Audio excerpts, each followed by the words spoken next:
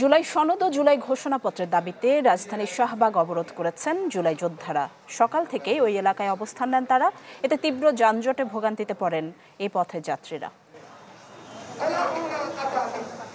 বছর ঘুরে আবারও রাজপথে জুলাই যোদ্ধারা। লাল সবুজ পতাকা, ব্যানার ও প্লেকার্ড হাতে শাহবাগ অবরোধ করেন আহত ও শহীদ পরিবারের সদস্যরা। এবারে দাবি কিছুটা ভিন্ন। জুলাই সনদ ও জুলাই ঘোষণাপত্র প্রকাশ এবং সংবিধানে অন্তর্ভুক্ত করে আইনি ভিত্তি চান তারা। দুপুর গড়িয়ে সন্ধ্যা হলেও শাহবাগ মোড় অবরোধ রাখেন তারা। আমাদের জুলাই ঘোষণাপত্র এবং জুলাই সনদ দিতে হবে, এবং দ্বিতীয় দাবিটা হচ্ছে জুলাই ঘোষণাপত্রকে স্থায়ীভাবে সংবিধানে যুক্ত করতে হবে। জুলাই সনদ এবং স্বীকৃতি, এটার জন্য আমরা আহতরা আসছি সবাই। জুলাই সনদ বাস্তবায়নে প্রয়োজনে আরও কঠোর কর্মসূচি দেওয়ার হুঁশিয়ারি দেন আন্দোলনকারীরা। জুলাই সনদ সংবিধানে স্বীকৃতি চাই আমরা, এই আমার দাবি, আর কোনো দাবি। এটা আপনারা শুনতেছেন, 1 বছর ধরে জুলাই সনদ জুলাই স্বীকৃতি দিবে, এখন পর্যন্ত পায় নাই।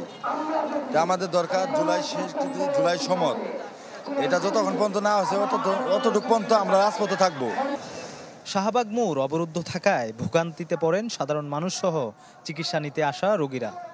এখন পর্যন্ত যে অবরোধ, আমরা তো সাধারণ জনগণ যে সঠিক সময়ে গন্তব্যে পৌঁছাবো সেটা তো পাচ্ছি না ভাই। মোটামুটি আমাদের সবাই একটু দুর্ভোগ, যেহেতু এখানে হসপিটাল বা সাধারণ মানুষের সবার একটু ভোগান্তি। আমার মেয়েটা ভার্সিটিতে যায়, যার কারণে আমার চিন্তায় থাকতে হয় কখন সে আসবে, নিরাপদে আছে কিনা। মির্জা রাকিব, চ্যানেল 24, ঢাকা।